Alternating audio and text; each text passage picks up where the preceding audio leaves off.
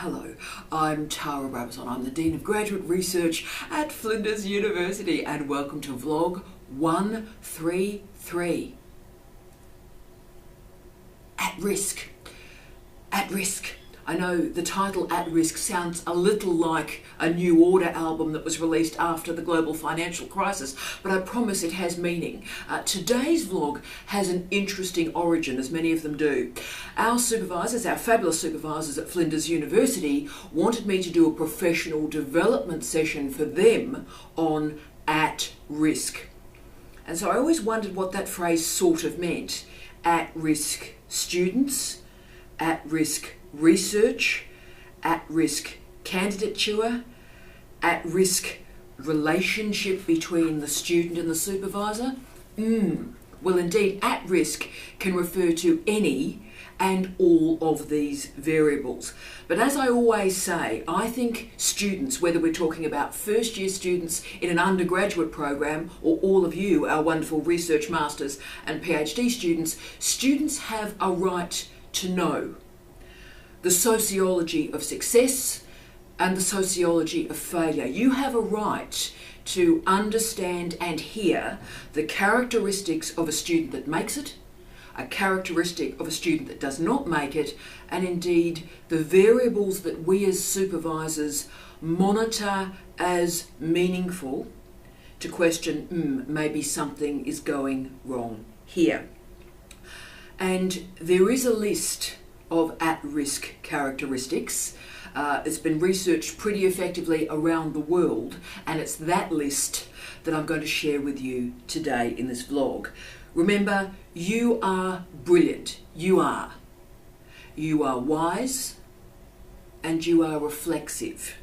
So when I list for you the characteristics of a student that may not make it through the program, then you're wise enough, if you have one of those characteristics, to say and pause and think, wow, that's a bit of a challenge. I've just exhibited one of those characteristics. Let's find a way to reflect on that and self-correct. And the final point I want to make today, before I start that list, that sociological list of the students at risk, is I just wanted to state very clearly that these variables are not causal. The variables I'm talking about today are correlative. So what that means is the PhD space is very, very complicated.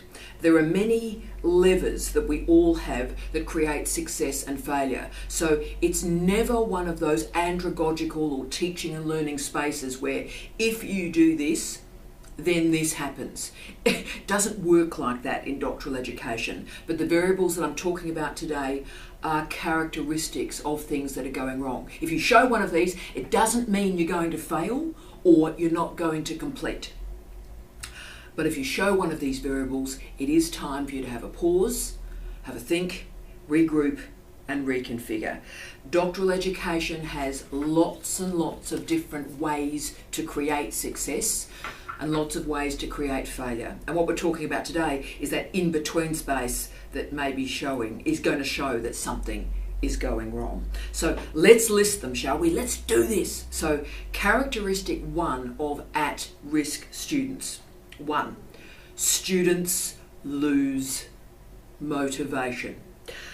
I always try and make sure, as you know, that my PhD students do not start the program until they have 10 characteristics and 10 motivations that show they're actually going to make it. Why are they doing it? Why do they care? Why is this important to them now? So I make sure they've listed those motivations, why they're in the program. But it is important to remember that a PhD is a marathon and not a sprint. And those motivations can change. And we see all sorts of attributes when a student loses motivation. And they can be social, they can be intellectual, they can be cultural, they can really just show a lack of disinterest. They can just sort of drift away from the program. So you begin a PhD with passion, all of us do. You come into the program excited and vibed up and passionate, but you know what? That passion is not enough for you to finish. You're going to require determination. You're going to require guts, and you're going to require gumption. Passion will not sustain you. It is not enough. So the best students replace that passion with dogged determination to finish. So a student that is at risk is not able to transfer and transform that initial excitement into something that creates that sustained success. So never ever in a PhD program underestimate motivation. Motivation is everything. An unmotivated student does not succeed. Boom. 2, change of supervisors. So this characteristic of at-risk students really demonstrates my point that the variables I'm discussing today are correlative, not causal, because of course about 40% of PhD students change their supervisor on the way through. Okay, so it's not causal, but if you change supervisors, then you are less likely to finish your program. Having said that, and noting that we in the Office of Graduate Research, we're doing a lot of work on the research supervision at the moment. We're looking a lot particularly at how supervisors rescue a student and how that rescue can be successful. So that's a whole area that we're looking at. So fantastic supervisors who find a student that everyone has said is not going to finish, and that supervisor allows that student to finish. So we're looking at what exactly is going on there to create that success. So I'm very aware that the rescue supervision issue is a big one. And sometimes there are truly dreadful experiences that happen between a student and a supervisor that really you have to change supervisors, and you're not going to be successful with that supervisor or pool of supervisors. So I'm not questioning that. And you know, there are certain students that definitely will not finish with that supervisory team. But what I always say to students who sit in this office and think, oh look, I'm going to change supervisors, I always say to them, changing supervisors is not the holy grail. So it can be a frying pan to fire type of situation, okay? So all I would tell you is this, and this is a hard truth. When we look at the student record of our students, our candidates that don't finish, so these are the students who have exited the program, the overwhelming characteristic that we see is a laundry list of supervisors. So they've bounced from supervisor to supervisor to supervisor to supervisor, and they don't finish. So think about that. Variable 3, at risk. Oh yeah, this is the big one. Supervisors change universities. So the supervisors get another job. Now variable 3 is really an appendix to variable 2. If supervisors change universities, then their PhD students who remain are at risk. And that's really one of the primary jobs of an Office of Graduate Research or a Centre for Graduate Research, this sort of organisation, because when a supervisor leaves, it's really all battle stations for us, because we have to move in quickly and try and create a supervisory suite to enable that student to finish. Now, it won't be perfect. That's the point. The perfect supervisor has left. That's not an option. So what we have to try and do is configure a group of supervisors who can get those students through. And that's a priority. So remember that, incredibly important. And that's when an Office of Graduate Research really matters, because when your supervisor leaves to take on another job, it really matters, and the students frequently don't finish. Yep. 4, we're going to go to a gendered characteristic now. Female students who have a child during a candidature. And why I'm smiling is male students who have a child during a candidature, it doesn't impact on their completion rates. Now, I've supervised incredibly, fantastically successful women who have had at least one child. I've had one student that had 2 children, at least one child during a candidature. Okay, so success is absolutely possible, and these are fantastic women, and it's a really great experience, I think, for everybody. But these women that have been successful are incredibly disciplined, have a supportive partner, have a supportive family, and they work, wow, incredibly hard. So the trick is, with this type of candidature, is to work incredibly hard and without interruption during the pregnancy, and to have a very good understanding of the thesis post the birth and how childcare will operate in that candidature. There needs to be a plan. And if the supervisor that you've selected is not experienced in this type of candidature, then it sometimes does not end well. There must be family support. That's absolutely crucial. And if they haven't got a supportive family, supportive partner, and a supervisor that andragogically understands what's going to have to happen here, then wow, these fantastic women do have a real battle on their hands. So what I'd say to any woman out there who's seeing this anywhere in the world and you're thinking of having a child during a candidature, then that has to be at the forefront of your mind when you are selecting a supervisor. You have to interview them, you have to be honest, and that supervisor has to be really experienced in this very specific candidature. There are andragogical techniques to get that student through, get a student who has a child during a candidature through, but hoping for the best, you won't finish. 5, the student runs out of money. Yeah, now this is a really counterintuitive point, this one. Scholarship students that run out of scholarship are at risk, okay?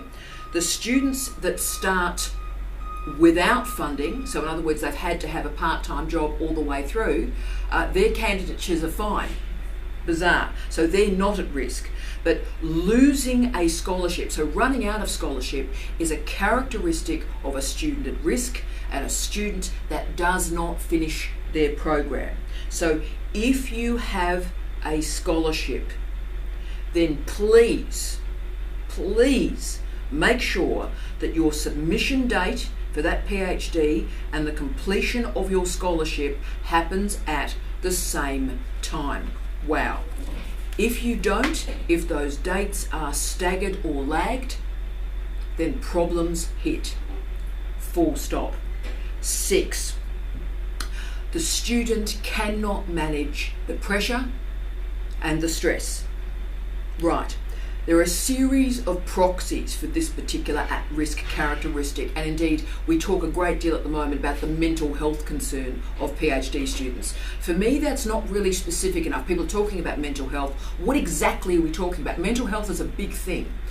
What invariably we're talking about in the doctoral space is anxiety and depression, particularly those two variables. And anxiety and depression, they are getting in the way of a student completing their research.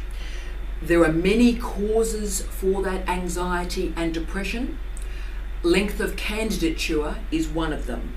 But also the key characteristic, the andragogical element where supervisors can make a difference, is the configuring of short-term goals, short-term achievements. So if a supervisor and a student have a lack of a plan, like we're just doing this, we just enter it and we just sort of swan around in it with a lack of backward mapping, then wow, that is a dangerous situation for creating anxiety and depression. So therefore, what students and supervisors need to do is create a series of micro achievements or goals and achieve them. Wow, I've done this. So it's not simply, oh wow, it's a PhD. All I'm doing today is this goal. All I'm doing this week is this goal. All I'm doing for this year is getting to this point. So it's the students that have the momentum, the micro goals and the backward mapping from candidature that reduce anxiety, stress and depression. So think about it in your own candidature, create those short-term goals and achievements and give yourself credit for those achievements. Yeah. At-risk characteristic 7. Oh yeah. Let's do this. Students are not self-starters. Yeah. So this characteristic links up motivation and supervisory issues. So the students who do not finish blame other people for all their issues and concerns that happen to them. I have a lot of students, by the way, that come into this office and they would like to start a PhD, and the students I know that are not going to finish are the ones that sit right there and say, oh Tara, if you just tell me what to do, then I'll do it, and that's how I'll get the PhD. Actually, they're the last people that should be enrolled in a PhD program. The self-starters are the ones that are going to be successful. The successful students look in the mirror and they claim responsibility for their actions. Claiming responsibility means that you maintain control. If we relinquish power, then all our successes and all our failures and all our happinesses have been placed in the hands of other people. So you can see what's happening here. Successful students are centered, they're calm, and they control what they can control. At-risk students externalize blame. Yeah. 8, risk factor 8. Moving between full-time and part-time enrollment. So another variable that configures an at-risk enrollment is a movement from full-time to part-time enrollment. Can I say the inverse, part-time to full-time enrollment, has no impact of any kind on the at-risk status. In fact, it increases the chance of success. So full-time to part-time is a proxy for a series of variables. The student is feeling stressed, there may be financial issues, there may be family issues, and there is a desire to slow progress. So that becomes a problem. So changing modes of enrollment, that's a risk factor. 9. Oh yeah, taking intermission. And around the world, by the way, this is called suspension. At Flinders, we use the word intermission, but to suspend one's candidature.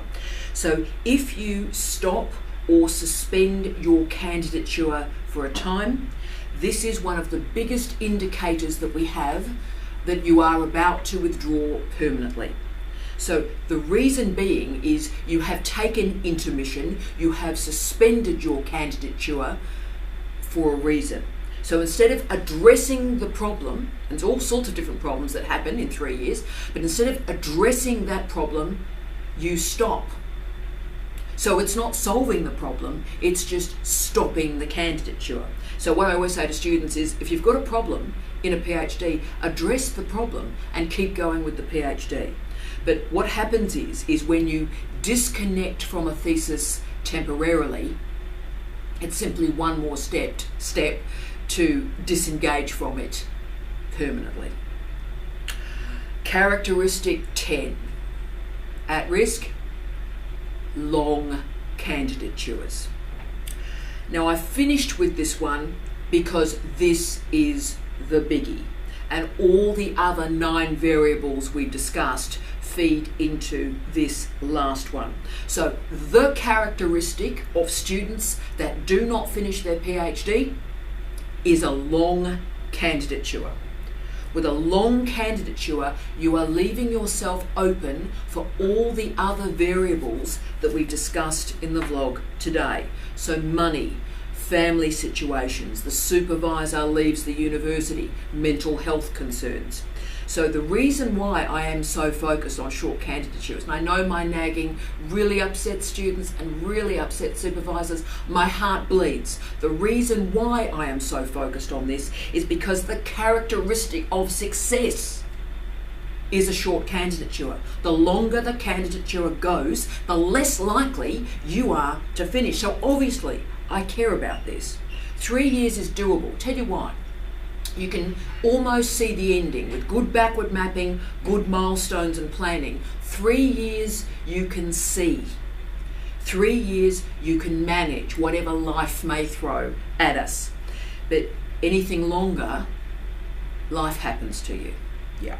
So what I think we learn from this at-risk discussion today is we keep our candidatures short. Choose your supervisors well, particularly if you are a woman thinking of having a child during the candidature. Supervisory selection matters.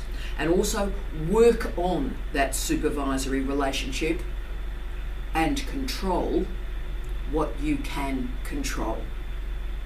I wish you love, light, and peace. Tea out.